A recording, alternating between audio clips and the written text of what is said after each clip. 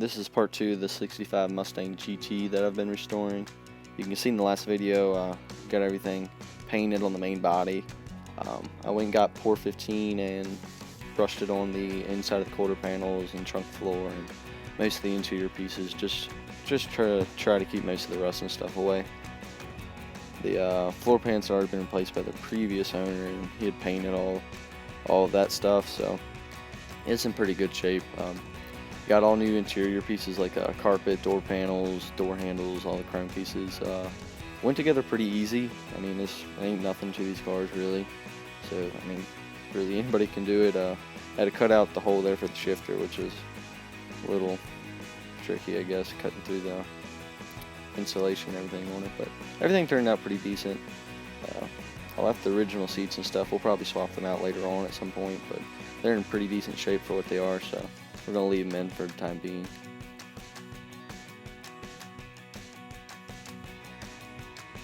You see, we got a new rear bumper I was test fit, and I had to twist and tweak it a little bit. The brackets were bent to where it bolts to the body, so just doing a little test fitting. And you can see there's most of the interior and stuff is complete and looks pretty alright. I got to fix a couple things on that dash pad and probably end up painting that dash panel at some point, just because it has some pitting and other issues that I haven't really got around to yet.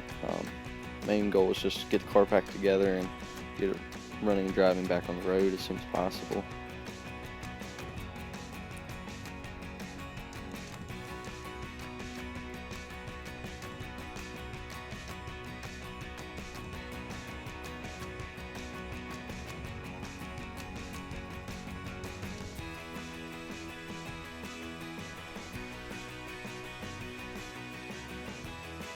There's a new aftermarket hood I got, and that's hood scoops off my 69 Mustang that I didn't use, since I'm putting a shaker hood on that.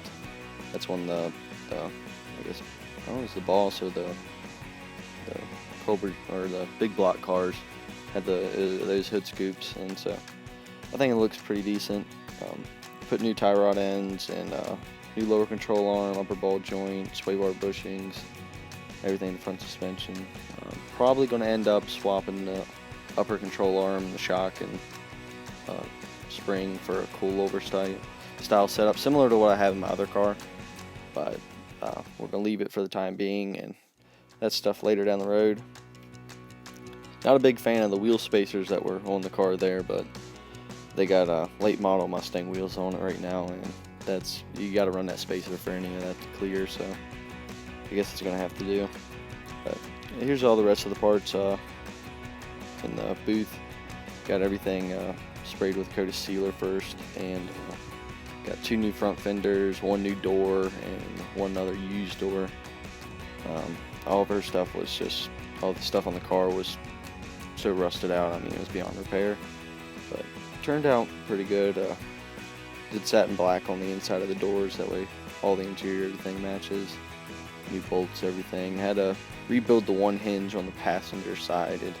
It lost the lock that keeps the door from opening too far and keeps it open.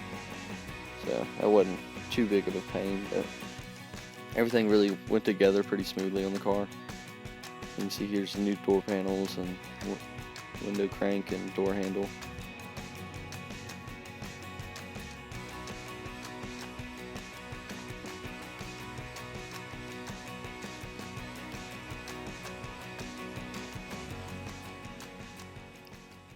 And here's the car with fenders and nice front end together and on it. Looks pretty good. The headlight buckets fit the original fenders, but these cheap aftermarket ones they do not fit very good at all, so I'm going to have to live with those gaps, I guess. Trunk, everything on it. Put a new gas tank in it. The old one had a little bit of rust in it and a little bit of rust in the line, so I went ahead and cleaned all that stuff out and just got a new one. But put the Shelby bumper, that fiberglass bumper on the bottom. I think it looks alright. Put Scott Drake hood pins and stuff on it. I got rid of the pony emblem that was in the grill, and then had to make a little plate there in the center to cover up the gap between the 2 chrome pieces, just because I really wasn't a big fan of the big heavy, hot metal Mustang logo and stuff there. But most of the car and stuff's together now. Got all the weather stripping in the doors, trunks, everywhere.